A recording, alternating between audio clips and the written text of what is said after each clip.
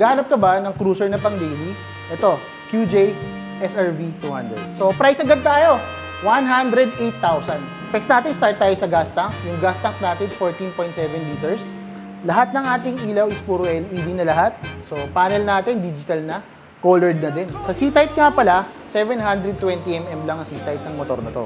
Sa ground clearance naman, 140mm.